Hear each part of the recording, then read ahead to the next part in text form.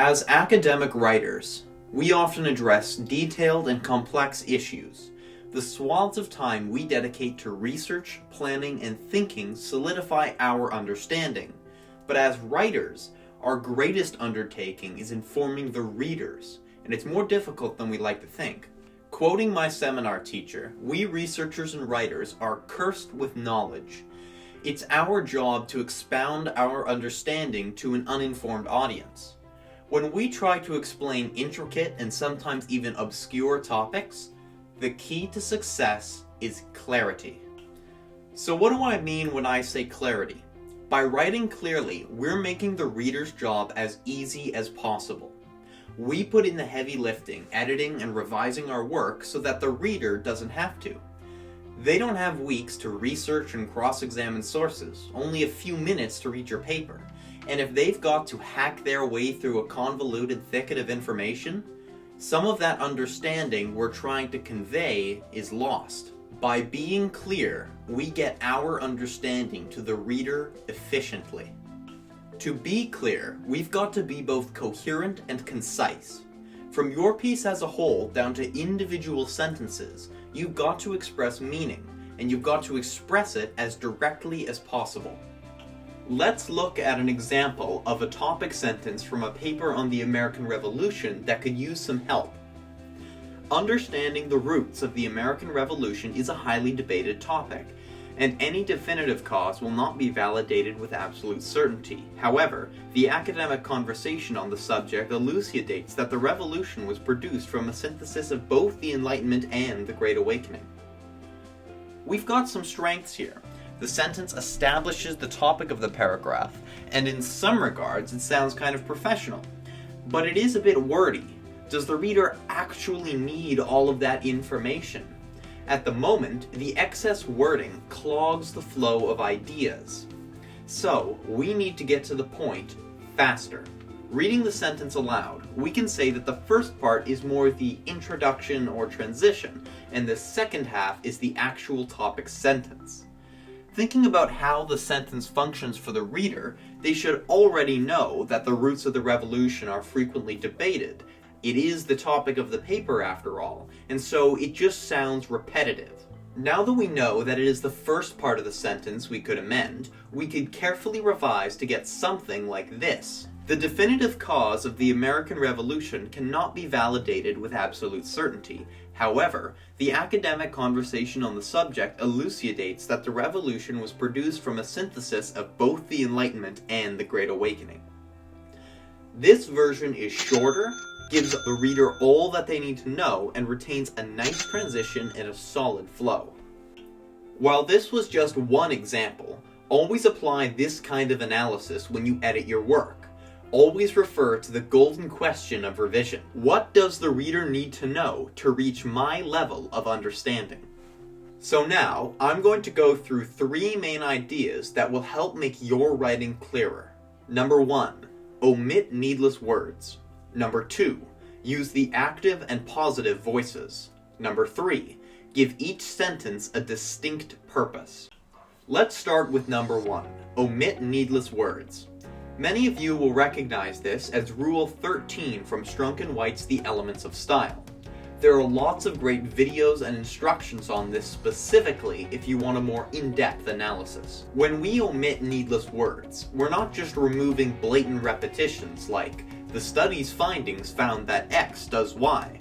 The study found that X does Y. We also want to eliminate words that aren't necessarily adding to the purpose of a sentence. Look at this example. The Indigenous versus non-Indigenous income statistics illustrate the wealth disparity that perpetuates the health gap affecting the wider Indigenous community across Canada. The sentence is trying to expose statistics about income in Alberta. Eventually, the paper is probably going to connect this to Canada as a whole. But for this sentence on its own, the point about the wider Canadian implications confuses the scope. Are we talking about Alberta or Canada as a whole? While it may seem like a minor point, it's confusing the flow of ideas, and when we have a confused flow of ideas, we have a confused reader. So, Let's cut the point about Canada and save it for later explanation. The Indigenous versus non-Indigenous income statistics illustrate the wealth disparity. Let's go to the next point, using the active and positive voices. The active voice is the arrangement of a sentence in its simplest form: subject, verb, object. In other words, something does something. In every sentence, think about what is performing the verb on something else, and that should usually go first. You will usually run into this when referencing studies. The conclusions drawn by Montgomery 2006 show a strong linkage between wealth and happiness. Here, Montgomery is the one concluding, so let's put it in the active form. Montgomery 2006 finds a strong linkage between wealth and happiness. Now, keep in mind, sometimes you will want to use the passive voice to emphasize the object of a sentence, like this. Shocking statistics researched by the Canadian government.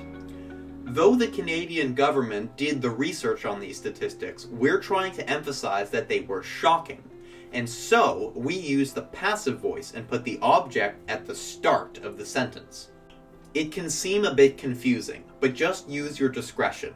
Once again, think about what the reader needs to have emphasized for them.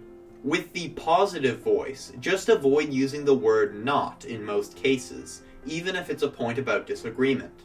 You can always phrase in the positive. For example, Magra 2009 did not conclude the same as Jeffreys 2003. Magra 2009 concluded differently to Jeffreys 2003. The positive form is shorter, swifter, and stronger. Finally, point number 3, which I think is the most important for clear writing. Give each sentence a distinct purpose. You want each sentence to fit together like the pieces in a jigsaw puzzle. If one piece is too similar to another, they won't fit, and the larger picture is obscured. Each sentence is conveying meaning to the reader. To quote Strunk and White again, let every word tell. You don't want any repeats, and you don't want any confusion as to the purpose of each sentence. In any part of your paper, identify what each sentence is doing. Is it a topic sentence? Is it showing evidence? Is it explaining evidence? If it takes 2 full sentences to establish a topic sentence, it's probably not a very concrete topic.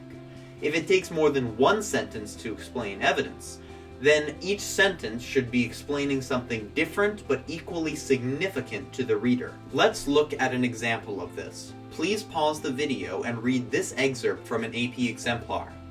Now, this whole chunk of text is on one topic, but despite being about the same thing, each sentence is distinct. Let's break it down. The first sentence establishes the topic. The second sentence dives deeper into specifics and offers a point in opposition. The third sentence is a conclusion the author has drawn from this. The fourth sentence is the connotations and an explanation of the significance. So as we can see, each sentence is actually performing a distinct function within the paragraph as a whole, and we, the readers, come out informed on the topic after only 4 sentences. It would have been redundant to say after the third sentence. The exact result would not be determined solely by the crop's absorption because of the other factors like condition and weather at play. This second sentence isn't adding anything here. We get all the information we need from the third sentence and the ones that preceded it, and this repetitious addition only clogs the flow of ideas. This notion of sentence purpose is important, but a little abstract. When you're revising your work, read it aloud and ask yourself, what is this sentence actually doing in the paper? To sum up, we've looked at why clarity is important. Any writing is intended to convey understanding to a reader, and with clarity, we're getting that understanding to the reader efficiently. We've looked at 3 ways to do this. Omit needless words, use the active and positive voices, and give each sentence a distinct purpose. But at the end of the day, trust your judgment. There's no true formula for writing clearly, and it comes with practice. We all fall into bad habits of overly prolific or vague writing, and that's okay. Not every piece you write will be your finest. But it is a long game, so have some faith and just keep moving on. And that is all for me. Thank you for watching. I hope you learned something useful, and have a great day.